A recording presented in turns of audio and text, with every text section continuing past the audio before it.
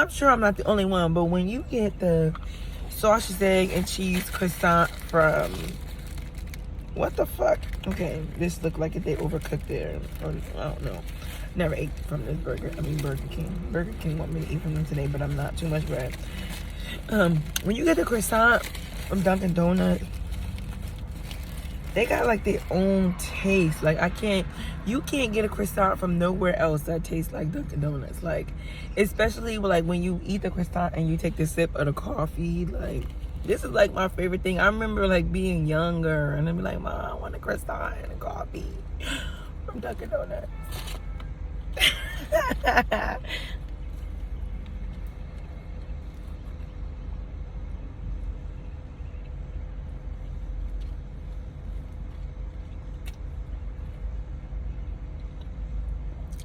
I think it's the sausage.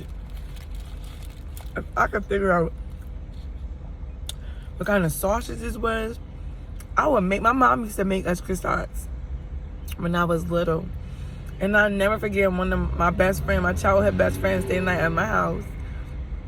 And she ate a croissant and she threw up. And I'm like, why the fuck is this girl throwing up? Like, my house is clean. And she threw up, and I'm like, maybe, like, how could you not like the croissant? Like, my mother was so pissed because my mother didn't want to deal with her own kids. So now she got a sick kid on her hand. She was just calling her dramatic. And I really think my mom was upset because she felt like she was just doing that because we lived in the hood. But my mother brought up name brand shit, okay?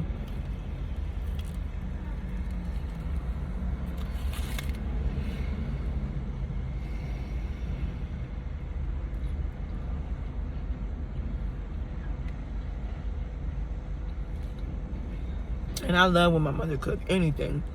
Like, she could make rice, baked chicken, and green beans. I love when she was on her healthy shit, though. I'm gonna get there, too. I'm on my way. Mother Nature just struck me this morning. Not to tell you my business, but when that shit come on me, I got a pimple this morning that was not there yesterday. I get so, like, emotional. This morning, I woke up crying out of my sleep. Like, I don't do that. Like, so either that was a premonition or emotion, like something I need to deal with that is suppressed in my subconscious mind. I don't know. But I woke up and I was literally in tears. And I was scared because I'm like, yo, a lot of things have been happening that I cannot explain. You know, when you got like these small-minded people that you talk to, like when you haven't outgrown your tribe, and you have started to grow within your tribe and you didn't leave this circle yet, and you go to talk to them about certain stuff, they look at you like you crazy. Like, when you tell them certain stuff, they be like, you ever feel like that? Like, when you tell your friends certain, you can start having ideas about expansion and businesses or owning shit, buying houses, and you start talking to your friends or the people you've been around for years, like, y'all supposed to be like this, but you start talking about positive shit and they start to downplay your shit.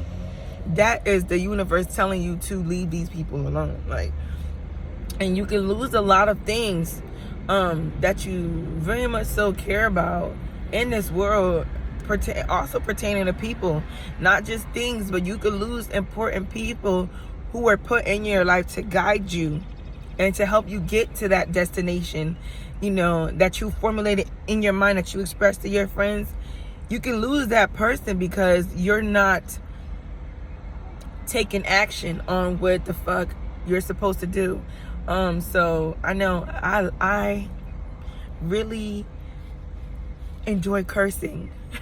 And this is like, that has nothing to do with what we're talking about. But I get so excited when I say a cuss word because, like, the way I was brought up, like, it's so crazy. My brothers, I have 2 brothers from my mother. And when they used to express and tell stuff, like, I used to always get upset because they could do anything. Like, they could curse, they could smoke weed, they could bring girls around, they could do everything they wanted to do. And my mother, like, she just smiled about everything. But when I try to go do it, she be like, oh no, you can't do that. No. Like, it was always a thing. And I remember one day I just had like an epiphany with me saying a curse word. I remember one day, like, we was at my grandma's house, and I think it was a holiday. Like, Thanksgiving is a holiday that brought all my family around. Like, we would do like charades. We would mimic my grandparents, like do little skits and stuff for them. And like, my brother, we would get to curse because my grandparents cursed. But I remember I mimicked my grandmother, and my mother was like, don't you be saying no cuss words. And like, when she used to say stuff to me, like, I would get embarrassed because it was always in front of the family. Like, I was the only one that she ever chastised, and that shit used to piss me off. Like, because first of all, I'm not even a baby. Like, I'm the middle child, so I should be able to do both. Like, you know what I mean? But my mother used to, like, she was like, never allow me to curse. And I remember this holiday, I started crying. Like, you let DJ and Devon say whatever they want, but every time, like, and they call me dramatic, because every time I express myself, I always start crying, or I'm like, I don't know, that's just me. I hope my baby is like me when I have a baby. So I can laugh. But I just thought of that, and I just figured that I share it. I have so much nostalgia in me because I've spent so much time with my family. I spent so much time with my family because I know, and I always knew from a young age, it's going to come a day when they're not here. And I'm going to need to be able to get through this world without them. So I'm going to have to live off of my memories and build my life around it. But I'm not going to cry in this video. But like I was saying, when you don't get away from these people, you can lose people. And I feel like that's my current situation. Like, I am in complete and total isolation. I'm not mad at anybody. For a long time, I was mad at myself for allowing people to do the things that they done to me, and I just was hurting. But I feel better. It's hard to be by yourself and get to know yourself, the new version of yourself, all over again. But I know that this part of my life is going to be very rewarding, because this is something that I prayed to God for since I was like only 13 years old. So everything that I prayed and I asked him for, like, I get so emotional because it's happening. And it's like, I am a powerful person. Like, sometimes I get afraid of myself, and I know I'm getting a little teary-eyed, but this is just real. Like, I am here in this car, eating this sandwich, drinking this coffee, making this video, looking at my scenery, listening to the birds, looking at the people, having these feelings, having these thoughts right now. All of that. Like, and I seen it. You know, in order to make something happen, and this is, I'm a Gemini, so I change topics. Whatever I feel, I produce it. Everything I've ever imagined, ever, from a little girl, my grandmother popping on I remember the first time I went to my nana's house, and this is when my parents had first broken up. I had to be like 7 or 8. But I always was like a little lady. Like, I used to watch that Audrey Hepburn's Black and White. So my nana and we would like make little root beer floats. I would always have an orange float. She would make me an orange float, and we would just like stay up all night and watch the Black and Whites and everything. And I would just watch how the men fell in love with Audrey. And it's another actress, I think her name is Minnie something, Simpleton or something like that.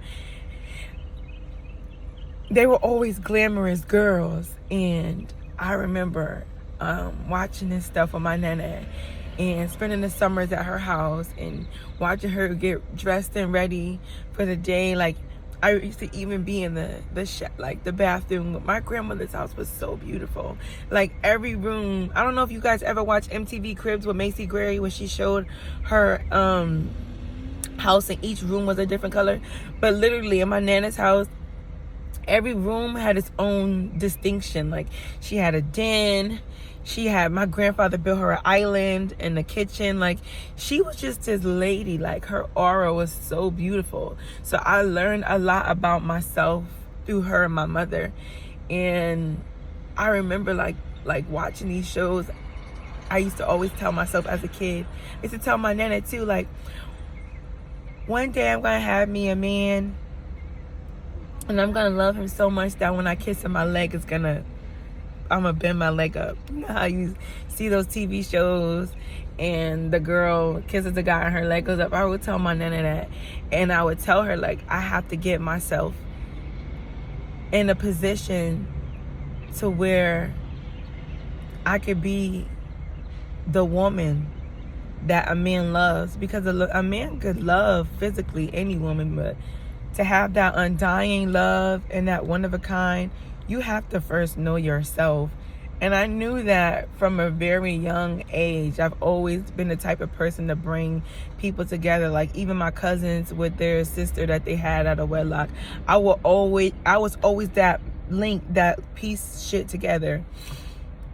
So I'm just thinking back, you know, because I have the memory to do it. I don't even know how I started off in this video. Like, I just have so many thoughts, like, they just come to me.